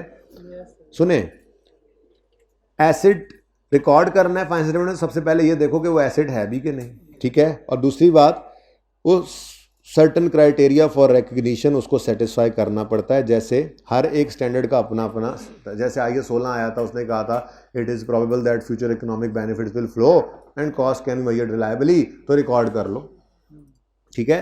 तो रिकॉर्डिंग अगर करनी है किसी भी एलिमेंट की तो उसके लिए ज़रूरी क्या है कि वो रिकग्निशन क्राइटेरिया को मीट करे। उस एलिमेंट की डेफिनेशन, ये इनकम है, कैसे है पता हो, इनकम की सादा सी डेफिनेशन अभी लिखवा देता हूँ, ठीक है। अच्छा, तो उसके बाद जब ये डिसाइड होगा कि ये इनकम है तो फिर उसको रिकॉर्ड करने के लिए अगली बात सोचते थे कमाली है कि नहीं। रिकॉर्डिंग क्राइटेरिया क्या होता था जी, अगर हमने अर्न कर ली है तो रिकॉर्ड कर लें। ऐसे ही चीज़ को देखा, ये एसेट है, कैसे जी, वो जी फ्यूचर इकोनॉमिक बेनिफिट्स प्रोबेबल है कॉस्ट लायबिलिटी में, अच्छा तो रिकॉर्ड कर लो फिर इसको एज एन एसेट। तो पहली चीज़ डेफिनेशन मीट करे, एसेट रिकॉर्ड करना है तो एसेट हो, एसिड बनाना है। फिर उसके बाद कब रिकॉर्ड करना है, वो आगे 16 ने जैसे बताया था, ठीक है। तो क्राइटेरिया फॉर रिकग्निशन क्या है, it must be probable that future economic benefits will flow and cost can be measured reliable. ये तो सिर्फ एसिड के बारे में कह रहे हैं, लाइबिलिटी के बारे में बताना चाहिए था। बहरहाल probability of future economic benefits flowing in और आउट, ये जरूरत नहीं है मेरे ख्याल में। रिलायबिलिटी ऑफ मेजरमेंट, अच्छा इनको ना आपने एक बार पढ़ लेना है। मैं इसका ट्री बनाने लगा हूँ आपके सामने, यानी मैं आपको ये बताने लगा हूँ एसिड क्या होता है, हालांकि आपको पता है, लेकिन चलो ज़रा टेक्निकल वाली बात कि कहीं एमसीक्यू में ना आ जाए, ठीक है। लायबिलिटी क्या होती है, इनकम क्या होती है, एक्सपेंस क्या होता है, ठीक है। और बाकी तो फिर छोटे मोटे 2-3 कॉन्सेप्ट्स हैं। ये कॉन्सेप्ट्स वो हैं जो वैसे आईकेपी की किताब में नहीं है, लेकिन आपके लिए इधर डाल दिए गए हैं अगर आप रिवाइज करना चाहें। कंसिस्टेंसी वही वाला आ गया, मटीरियलिटी, प्रूडेंस, मैचिंग, ऑफसेटिंग, ये सारे वो हैं जो FR 1 में आपने पढ़े इंट्रो में। छोड़े फिलहाल वापस आएँ, रह कुछ नहीं गया, बस ऐसे ही 15 10 मिनट और इसके करते हैं। उसके बाद फिर जितना टाइम बचा वो EPS का नोट बना लेंगे। EPS का नोट पे हमें टाइम नहीं लगना, क्योंकि मैंने सारे वो सवाल यहाँ पर लिखे हुए हैं जो हमने कर रखे हैं। किधर लिखे हैं, ये देखें, ये सारे वो क्वेश्चन हैं। माइल्स लिमिटेड वाला सवाल हमने किया हुआ है, 37 38 आपने सवाल किया हुआ है, इसका नोट बनाना है, ठीक है। फिर 8 सवाल, क्वेश्चन 8 था, A, B और C मैंने खुद बनवाए थे, उसमें डायलूटेड EPS सीखी थी ना, तो वो 3 सवालों के अंदर मैं आपको अलग अलग करके वो भी दिखा दूंगा, ठीक है। अच्छा तो वो छोटे छोटे सवाल हैं जितने हो गए, बाकी कल भी तो है ना जी। काम सुकून तसल्ली से करते रहेंगे हम। ये छोटी छोटी चीज़ें होती हैं बेटा जो कंक्लूजन के वक्त आ रही होती हैं। इन चीज़ों को अगर आप छोड़ दें जल्दी में, वैसे ही बस हो गया काम, हो नहीं गया होता। इनमें से जो भी चीज़ आनी है वो फिर आपकी पर्चे में नहीं हो गई होती। तो ये वही सेफ मार्जिन होता है जो आप लेके पर्चे में जाना चाह रहे होते हैं, और यही आपको जो है वो मरवा देता है। चलें जी, अब फिर एलिमेंट्स कौन कौन से हैं, उनकी डेफिनेशन बेसिक सी क्या है ये मैं आपको बता देता हूँ बच्चों। लेकिन फिर आपने इसको याद नहीं, ये याद ही होंगे आपको, सिर्फ आपको पता होना चाहिए कि आपको पता है, बाकी इसको आपने रीड ऑनली करना है। लेकिन ये लाजमी है, और जो नहीं करेगा वो अपनी जिम्मेदारी पे इसको छोड़ेगा, कल कला मुझे कुछ नहीं कहेगा। एलिमेंट्स क्या होते हैं जी, मैं 1 बाय 1 बताने लगा हूँ जी बेटा। इस वक्त ये बात रेलेवेंट लग रही है आपको, पढ़ाई के दरमियान में बिल्कुल एन जब बातें चल रही हैं पढ़ाई की, हाँ तो फिर अच्छा जी। एसेट्स की डेफिनेशन सादा वाली जो हमने पढ़ रखी है वो क्या है, asset is a resource owned by the business which will give benefit in future. इसी को ज़रा आई के अपनी किताब में स्टैंडर्ड ने जिस तरह से लिखा हुआ है वो ये कि ये एक इकोनॉमिक रिसोर्स ही है, ठीक है, जो आया है हमारे पास किसी पास्ट इवेंट की वजह से। ये ज़रा डेफिनेशन है, थोड़ी सी फ्रेमवर्क के अंदर लिखी हुई, सिर्फ इसलिए लिख कर दे रहा हूँ, पता है आपको एसेट क्या होता है, कहीं खुदा ना खास्ता किसी MCQ में ना आ जाए, और कोई वजह नहीं, ठीक है। तो एसेट है अ प्रेजेंट इकोनॉमिक रिसोर्स, हमारे पास एक रिसोर्स पड़ा है, अ प्रेजेंट रिसोर्स, प्रेजेंट को भी छोड़ो, अ रिसोर्स, साथ साथ ना लिखो, हाँ हाँ ना करो, ताकि जब मैं लिखवा दूं तस्वीर लेना और घर जाके लिखना। A resource controlled by entity,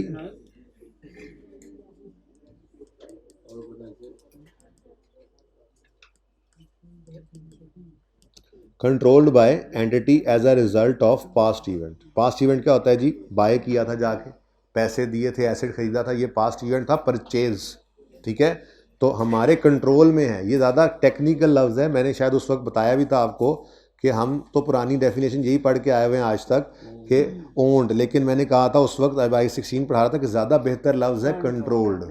देख चलो यूज़ तो आगे होगा जाके FR 2 में, बहरहाल इतना पता होना चाहिए, बात ओनरशिप, कंट्रोल और ओनरशिप तकरीबन एक ही बात है, लेकिन ये टेक्निकली ज़्यादा साउंड लफ्ज़ है। तो resource controlled by an entity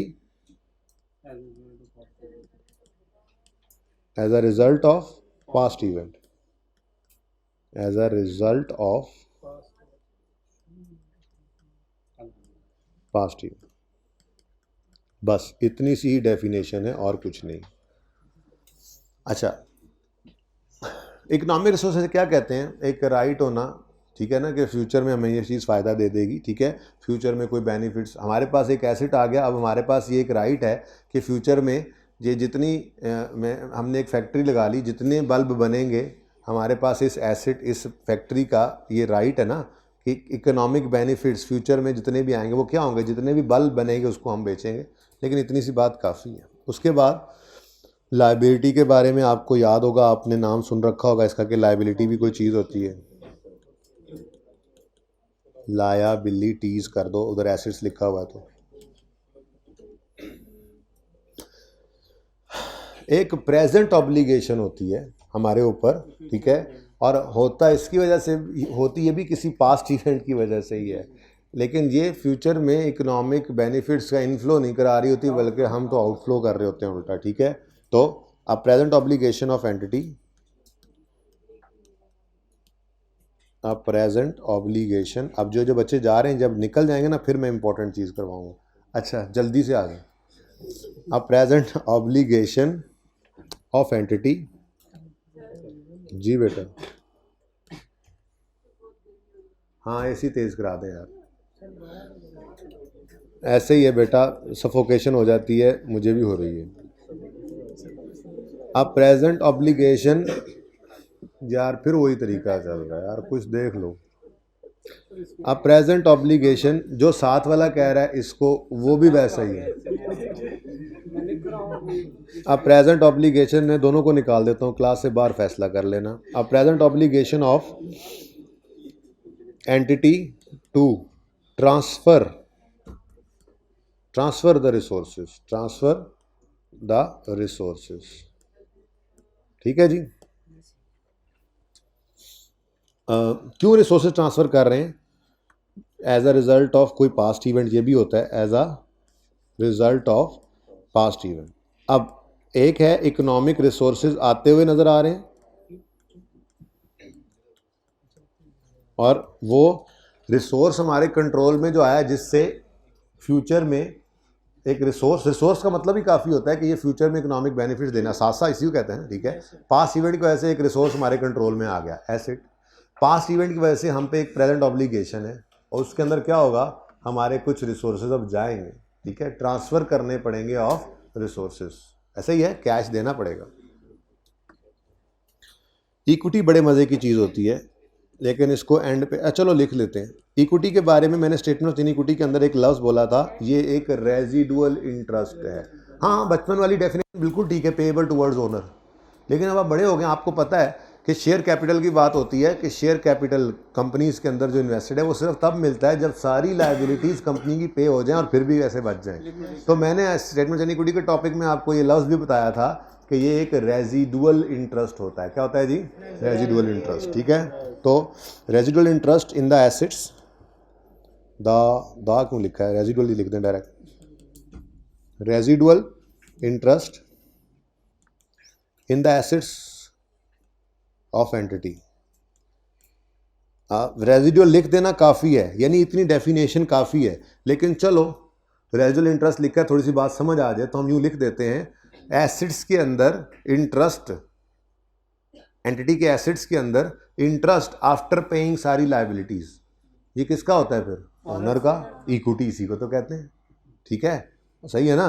तो residual interest in the assets of entity after paying या after deducting all liabilities, net assets equity ही होती है। यही तो बचपन से हम देखते आ रहे हैं। मैंने आपको रेशो में भी कहा था कि वो कैपिटल एम्प्लॉयड, ज़रा ब्रॉडर टर्म में जब आया था कैपिटल, हमने कहा था ये भी एक तरह के एसेट्स ही होते हैं, अगर इनसे करंट लायबिलिटीज़ माइनस कर दें तो वो नेट एसेट्स यही कहलाते हैं, ठीक है। देखो ना, ये बैलेंस शीट है आपके सामने, बैलेंस शीट बनी हुई है आपके सामने, assets equals capital plus liability. और अगर आप सिर्फ कैपिटल निकालना चाहें तो आप क्या करेंगे, लायबिलिटीज़ को उधर ले जाएंगे। तो यही तो है, asset minus liabilities equal to equity होता है ना। तो वही यहाँ पे लिखा हुआ है, सिर्फ डेफिनेशन लिख रहा हूँ जस्ट इसलिए कि कोई एक आध नंबर की एमसीक्यूज में मार ना पड़ जाए आपको। तो उसके बाद इनको में है, इनको में होती है जी एसेट्स में इंक्रीज होना या लायबिलिटीज में डिक्रीज होना। एसेट में इंक्रीज होना, लायबिलिटी में डिक्रीज होना। देखो फायदा क्या है, इनकम क्या है, फायदा। एसेट बढ़ना फायदा, लायबिलिटी कम होना फायदा। लिख लो यही बात। इंक्रीज बहुत नेड़े तो नहीं आ गया, इनकम में जी वो प्रॉफिट होता है। इंक्रीज इन एसेट्स,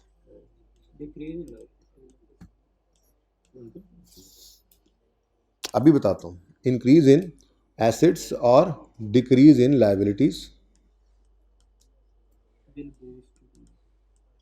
उसी तरफ ले जाता हूँ आपको, इक्विटी के अंदर ये जाएगा, इनकम इक्विटी में जाती है, देखना। इंक्रीज इन एसेट्स और decrease in liabilities resulting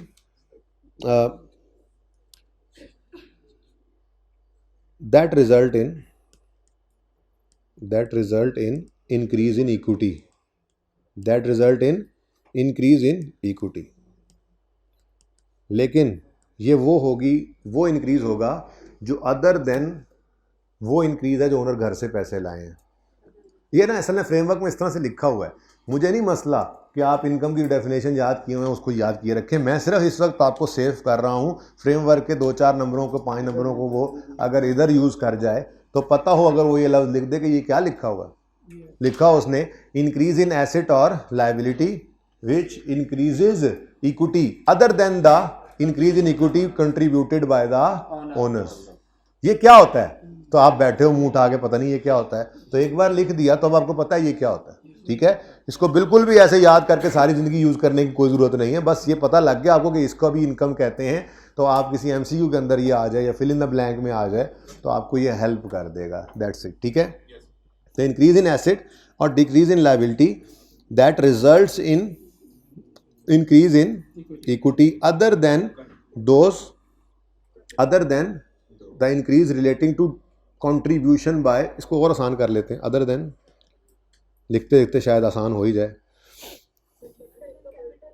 other than those. मैं सिर्फ इसलिए बेटा, आपको पता है कि ये क्या है, आप बेशक वो इस तरह से आप कह रहे हैं अदर देन कैपिटल, तो वो अदर देन कैपिटल क्या है फिर? अदर देन कैपिटल सिर्फ वही है जो ओनर घर से लाता है। डेफिनेशन में तो फिर उसने ये नहीं ना लिख देना। ठीक है, तो इसलिए थोड़ी सी बात वो लिख रहा हूँ, मुझे पता है आपको इनकम का पता है क्या होती है। ठीक है, तो other than those contributed, PRC में होना चाहिए था, अदर देन, बल्कि इसको थोड़ा सा और लिखना पड़ा, other than those relating to contribution from owners, owners या holders of shares, share holders, owners या शेयर होल्डर्स। ठीक है, और आखिरी है एक्सपेंस। अब ये इसी के उलट है, इसी के उलट है, इसी से देखकर बनाओ। अब ये एक ज़हन में आ गई ना, अब एक्सपेंस की भी डेफिनेशन एमसीक्यू में लिख देगा तो अब मारनी पड़ती है इंशाल्लाह आपको। अब आप क्या कहोगे? डिक्रीज इन एसेट और increase in liability that results in decrease in equity other than those relating to distribution towards, यानी डिविडेंड के अलावा। डिविडेंड को हम एक्सपेंस नहीं कहते थे, ठीक है, डिविडेंड को हम अप्रोप्रिएशन ऑफ प्रॉफिट कहते हैं, एक्सपेंस नहीं कहते होते। ठीक है, तो लिखो एक्सपेंसेस में, वाइस वर्सा ना लिखो, एक बार लिख लो, हर्ज कोई नहीं है। मतलब ये तस्वीर खींच लेना, इंक्रीज, अच्छा जी, डिक्रीज इन एसेट्स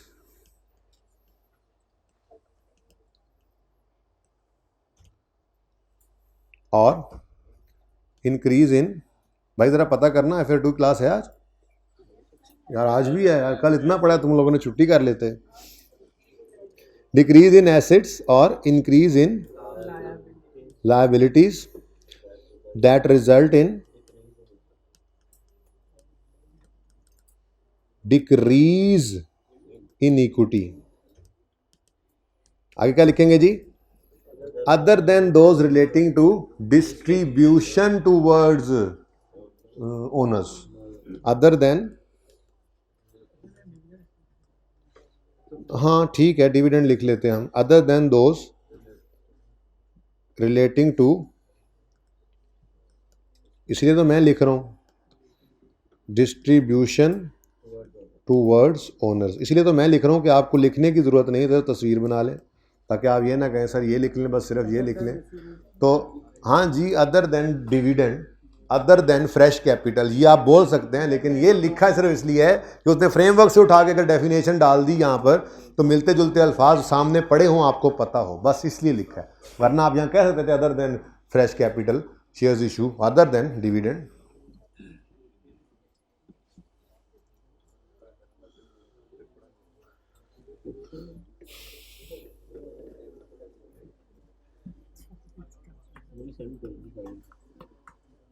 ग्रुप श्रुप बना होगा तुम लोगों का कोई, उसमें सेंड कर दो, ना लिया करो यार।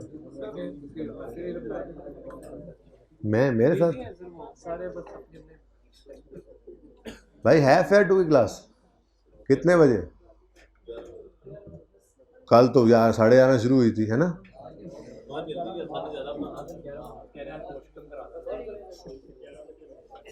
मैं 11:15 तक तो मैं हूँ। अच्छा जी, अब जाने दो यार अल्लाह हाफिज वाले को, उसने अल्लाह हाफिज कर दिया, जाने दो उसको। जाने वाले को बोल दो, ऊपर सर ना उठाने से क्या होगा। अच्छा बच्चों, अगली चीज़ मैं लिखवाऊंगा अब कल, लेकिन बता दूंगा अगली चीज़ है क्या। वैसे आपने इसको रीड ऑनली अब कर लेना है, ठीक है? ये अकाउंटिंग वाले कॉन्सेप्ट्स हैं, इनको रीड ऑनली करें, कोई मसला हो मैं समझाऊंगा। मेरे ख्याल में आपको शायद इसमें मसला आए, ये शायद आपने ना पढ़ा हो ऑफसेटिंग में, स्टिल बहरहाल आप पढ़िएगा। ऑफसेटिंग बहुत सिंपल कॉन्सेप्ट है, सुने, ऑफसेटिंग बहुत सिंपल कॉन्सेप्ट है। ये कहता है बेसिकली IS 1 ये कहता है कि एसेट्स को अलग रखो, लायबिलिटीज़ को अलग रखो, इनकम्स को अलग रखो, एक्सपेंसेस को अलग रखो, नेटिंग नहीं करनी, नेटिंग नहीं करनी। यानी कि अगर, क्या नाम है तुम्हारा? हुज़ैफ़ा से मैंने 100 रुपये लेने हैं और हुज़ैफ़ा को मैंने 80 रुपये देने भी हैं, मैं अपने ज़्यादा ही रखांगा, तो हुज़ैफ़ा मेरा डेटर भी है 100, हुज़ैफ़ा मेरा क्रेडिटर भी है 80। अब मैं कहूँ यार लेन देन को नेट करके 20 का एसेट ही शो कर देता हूँ, IS 1 कहता है ये सही नहीं है, ऑफ सेटिंग की इजाज़त नहीं है। हाँ एक सूरत है, हम आपस में मिल बैठ कर इसको तय कर लें और हम इस कॉन्ट्रा एंट्री को कर लें। मैं कहूँगा यार अब ये मैंने 100 लेने हैं तुमसे, तुमने 80 देने हैं मेरे, अच्छा दोनों ही हो गए, तुमने मुझसे 80 लेने हैं, तो यूँ करते हैं नेट में यही कह देते हैं कि तुमने 20 मुझसे, तो ये एंट्री मैंने कर दी अपने क्रेडिटर डेटर कॉन्ट्रा एंट्री जो आप पढ़ के आए हैं, तो ये आपस के म्यूचुअल कॉन्सेंट से हो सकता है, वैसे नहीं हो सकता।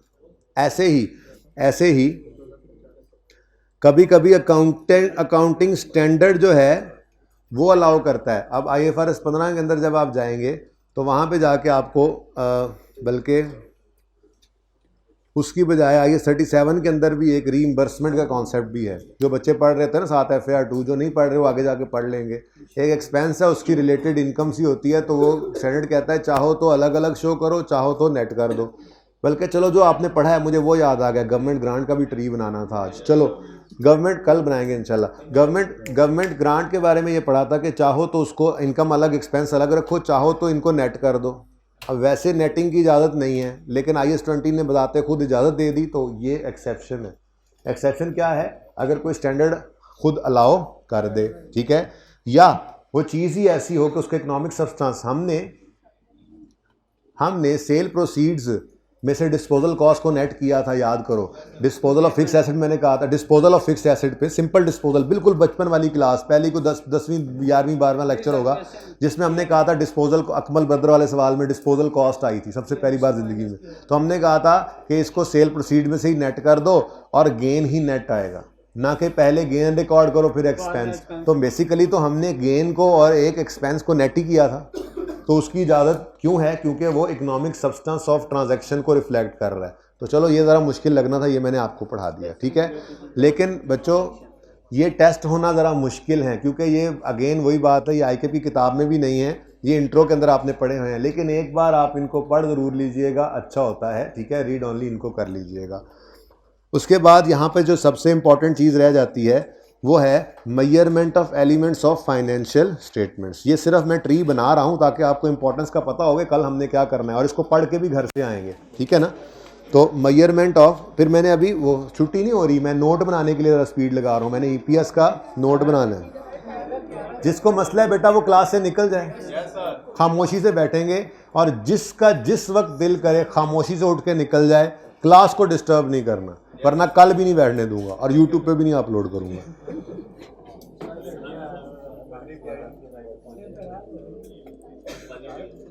Measurement of elements of financial statements. Basically financial statements दो तरह से मेजर हो सकती हैं। एक वो जिसको हम अभी भी पढ़ के आए कहीं पे, पता नहीं, हिस्टोरिकल कॉस्ट पे, और दूसरा होता है जी करंट कॉस्ट पे। एक हिस्टोरिकल कॉस्ट है, ये ना यहाँ पे थोड़ा कंफ्यूजिंग है, इसलिए पढ़ ज़रूर लेना, लेकिन मैं आपको इंशाल्लाह खुद समझाऊंगा इन दोनों में, ठीक है। एक होता है, चलो ऐसे ही लिख लो, वैसे ना लिखो जैसे उधर लिखा हुआ है, हिस्टोरिकल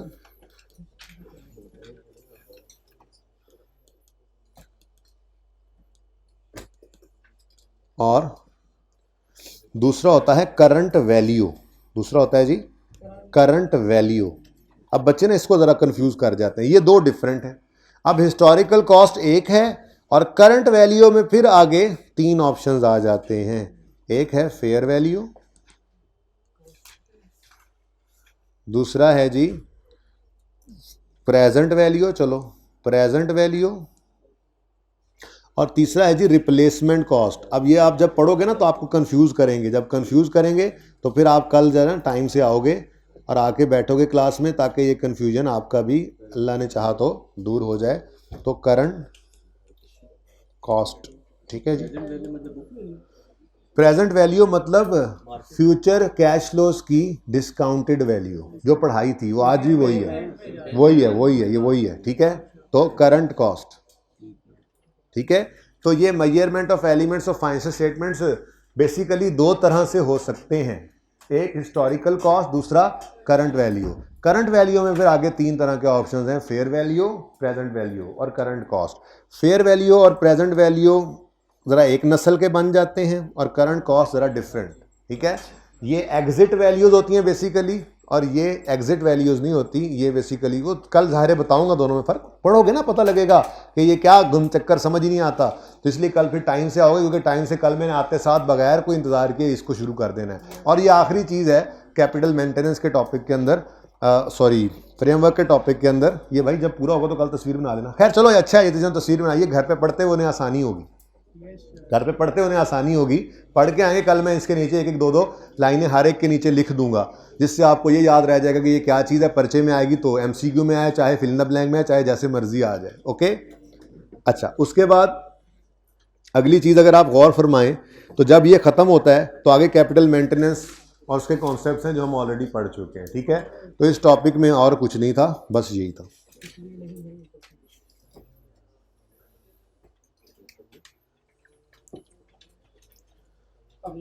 अच्छा, मैंने माना कि आपको बहुत मशक्क़त महसूस हो रही है,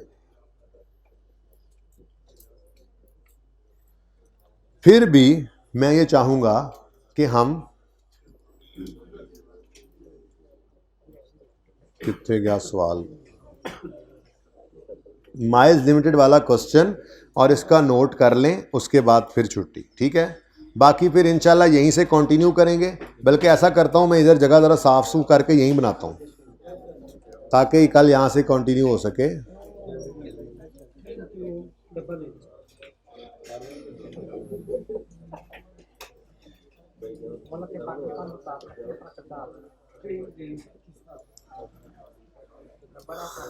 अच्छा बच्चों, अगर आप लोग थोड़ी सी ये शफकत फरमा दें कि अगर ईपीएस वाला वो रजिस्टर किसी बच्चे के पास है, क्योंकि मैंने यहाँ सॉल्व नहीं किया था ना, तो इस सवाल को ओपन कर लें ताकि क्विकली ज़रा सलूशन बता दें। क्योंकि आज सवाल करना शायद ये हमें कोई ज़रूरी नज़र नहीं आ रहा इसका डिस्क्लोजर बनाना असल में आज हमारा कंसर्न है, ठीक है।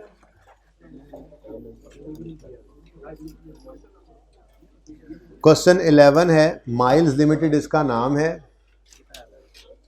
किसी एक बच्चे को मिल जाए तो वो हाँ बता दे, बस फिर बाकी सब अब ना ढूंढें। 2 को मिल गया, बस रहने दें, आपको इंशाल्लाह क़यामत वाले दिन तक नहीं मिलेगा। छोड़ दें इसको, प्लीज़ छोड़ दें, आप इधर आ जाएं।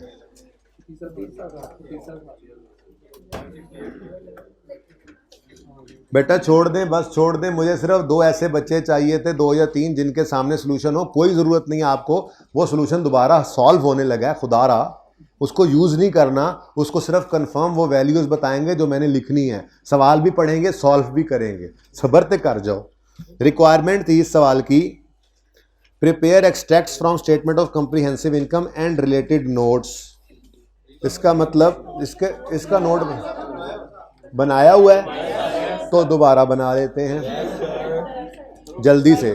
बेटा कॉन्टीन्यूटी में एक काम करेंगे, ठीक है। और इसके बाद एक और सवाल का मैंने नोट बनवाना है, शायद वो भी बनवाया हो, शायद ना बनवाया हो, मुझे उससे कोई सरोकार नहीं है। ये 2 होंगे बेसिक के सवाल, 2 या 3।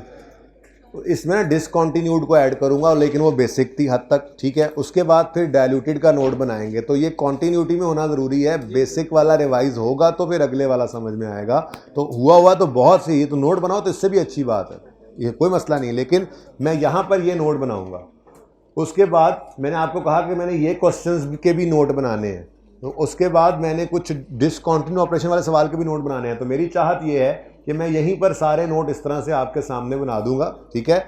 और ये हट जाएगा सब कुछ, ठीक है ना। ये सारे नोट यहाँ पे बनाकर फिर हम उसको आमने सामने देख लेंगे कि जी ये मसला मसाइल होता है, ये बेसिक हो तो ये चीज़ें आती हैं, डायल्यूटेड हो तो ये चीज़ें आती हैं। नोट अभी तक ICAP ने बनवाया नहीं है, चांसेस तो इतने नहीं हैं, लेकिन अपनी तसल्ली कर लेनी चाहिए, पता को नहीं लगता पैड़े वेले का। अच्छा जी, अब उन्होंने हमें कहा है कि बना दें स्टेटमेंट ऑफ कॉम्प्रिहेंसिव इनकम। तो नाम क्या है जी बिजनेस का? क्वेश्चन नंबर कौन सा है? 11।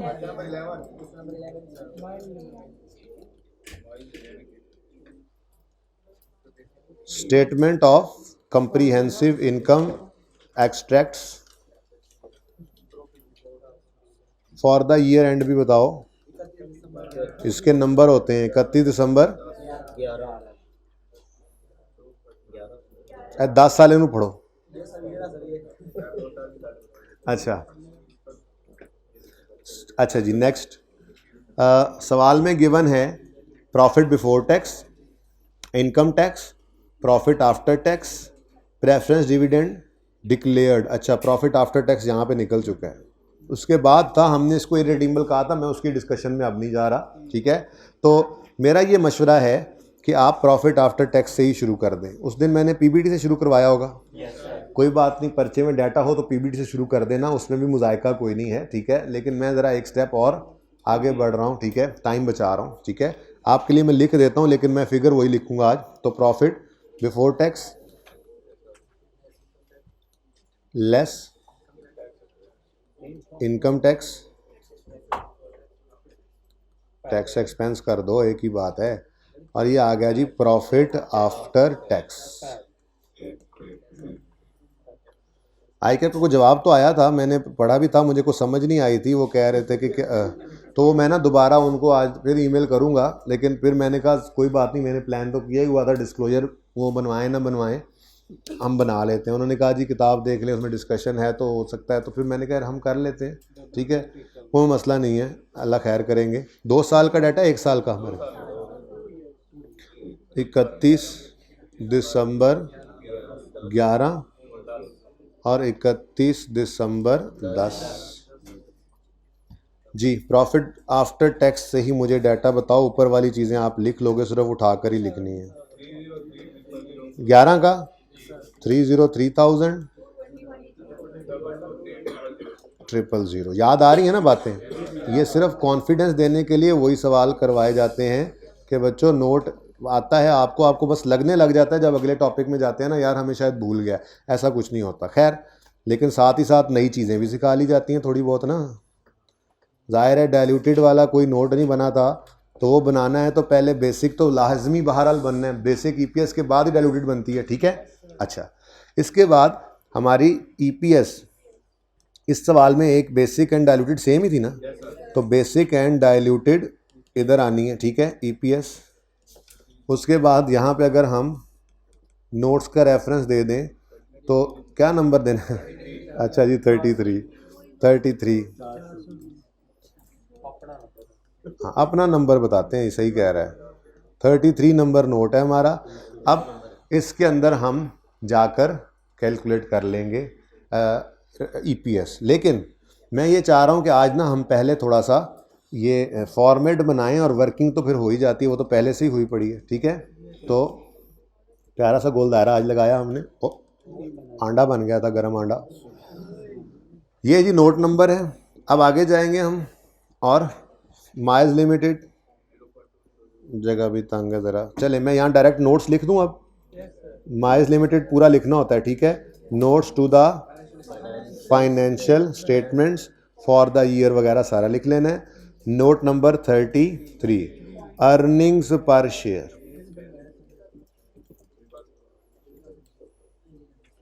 अर्निंग्स पर शेयर में पहली अर्निंग पर शेयर जो होती है वो बेसिक वाली हम करते हैं, ठीक है जी।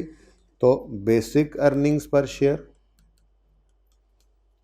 बेसिक अर्निंग पर शेयर पूरा लिख लेना आप, ठीक है ना। मैं बेसिक ईपीएस लिख रहा हूँ, बेसिक ईपीएस निकालनी है हमने। तो क्या फॉर्मूला होता था, कुछ याद है? ईपीएस रिवाइज हो रही है आपकी, क्या फॉर्मूला था, कुछ याद है? अर्निंग्स डिवाइडेड बाय, ये लिख लेते हैं, फिर वर्किंग में जाके उसको ढूंढ लेंगे, ठीक है। तो अर्निंग्स और वेटेड एवरेज, आपने पर्चे के अंदर ये एब्रीविएशन नहीं यूज करने, ठीक है ना, weighted average number of shares, ठीक है। लो जी, जगह तंग पैगी जे, थोड़ा जा अगे चलिए पाए नोट पाइन, तुम भी आ जाओ। अच्छा, और एन उधर ही रह गया, ओट्स आगे चले गए हैं, ओट्स,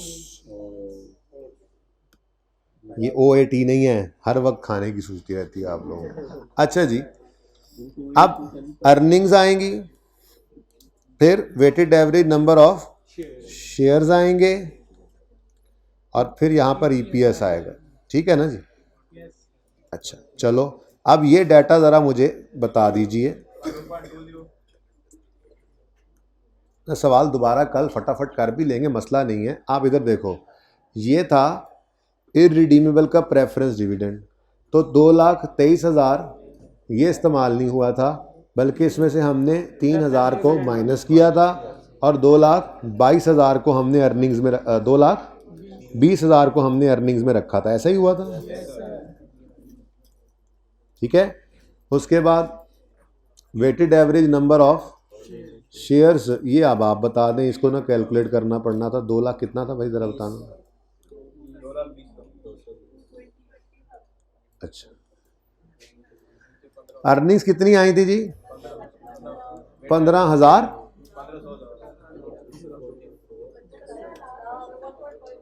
अच्छा, 1.5 मिलियन, ऐसे बताना कि कभी पहली बार में मुझे समझ ना आ जाए। अच्छा, अब ये जिस वर्किंग में कैलकुलेट हुआ है ना, वो वर्किंग 1 हम कर लेंगे इंशाल्लाह कल, ताकि वो भी रिवाइज हो जाए। जब यहाँ से काम शुरू करना है ना कल कम से कम 3 से 4 सवालों के और मैं नोट बनवा दूंगा, ताकि ये ज़रा हाथ सीधा हो जाए इस पर, ठीक है। अच्छा, कोशिश ये करूँगा कि आज के दिन में मैं कोई और फाइनेंशियल स्टेटमेंट्स में से भी ना कुछ चीज़ें कट करके तो किसी एक जगह पे रख दूँ, ताकि वो भी फ़ौरन नज़र आ जाया करे आपको, तो आपको ज़रा रेलेवेंट लगे, ठीक है। अच्छा, अब ईपीएस कितनी आ रही है? 0.15 पर शेयर, ठीक है जी। और दूसरे साल की अर्निंग्स वैसे नज़र आ रही हैं 303, लेकिन 3,000 माइनस किया था हमने, याद है? तो 300,000 था। शेयर्स कितने हैं? वो सेम ही है, 15 लाख,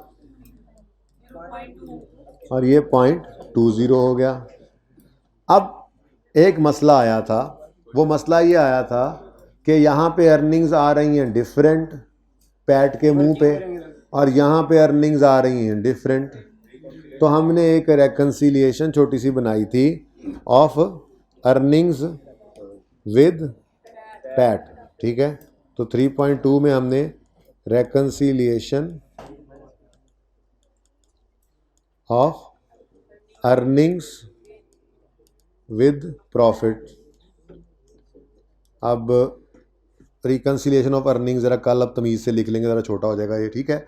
इसमें हमने क्या किया था, हमने प्रॉफिट आफ्टर टैक्स को पकड़ा था,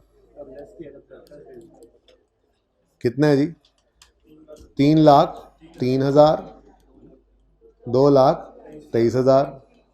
हमने कहा था जी ये नज़र आ रहा है, लेकिन ना हमने ईपीएस की कैलकुलेशन में preference dividend of irredeemable minus किया हुआ है, जो कि 3,000 है दोनों साल में। इस वजह से यूज़र आपको ना ये कम नजर आ रही है, डिफरेंट नज़र आ रही है, ठीक है। तो 3 लाख और 2,20,000। अच्छा, अब होगा कल क्या, कल ये होगा बच्चों कि ये तो है ना सिर्फ बेसिक, इसमें मैं डिसकंटिन्यूइंग ऑपरेशन को एक तो कवर करना सिखाऊंगा आपको, ठीक है। अच्छा, अब तस्वीरें बना लेना भाई, सुने। लेकिन जिस वक्त इधर शामिल होना है ना आके डाइल्यूटेड ने, तो डाइल्यूटेड ईपीएस के असरात क्या पड़ेंगे, ज़रा आप खुद ही सोच कर इसका जवाब दे लेंगे कि नोट के अंदर क्या क्या असरात आएंगे। डाइल्यूटेड ईपीएस जब आती है तो बेसिक अर्निंग्स भी हिल जाती हैं, और बेसिक और ये एवरेज शेयर्स डिनोमिनेटर वाले भी हिल जाते हैं। तो फिर हमें 2 रेकन्सिलिएशंस और बनानी पड़ेंगी। एक हम रेकन्सिलिएशन बनाएंगे बेसिक अर्निंग्स और डाइल्यूटेड अर्निंग्स के दरमियान, और वो चीज़ें जो उधर प्लस होती थी न्यूमरेटर में वो लिख के बताएंगे, सब आता है, हमें सिर्फ प्रेजेंट करना है। और एक रेकन्सिलिएशन हम बनाएंगे डिनोमिनेटर के लिए, जिसमें बेसिक वाले वेटेड एवरेज शेयर्स और जो डाइल्यूटेड में इस्तेमाल हुए वो वाले शेयर्स के दरमियान जो आया था डिनोमिनेटर में ऐड होने वाला, वो सिर्फ स्टेटमेंट फॉर्म में लिख के बताना है। तो हमारा मुकम्मल नोट इंशाल्लाह बन जाएगा 3.3 और 3.4 डाल के इसी के अंदर, ठीक है। तो इसमें बस यहाँ पे आंसर लिख दो, ज़रा वो लिखना मैं भूल गया, 0.20 और 0.1, ठीक है जी। तो यहाँ से इंशाल्लाह कहानी आगे शुरू करेंगे। आज की क्लास को यहाँ पे इख्तिताम पजीर करते हैं। ज़िंदगी रही तो कल होगी मुलाकात। अल्लाह हाफ़िज़।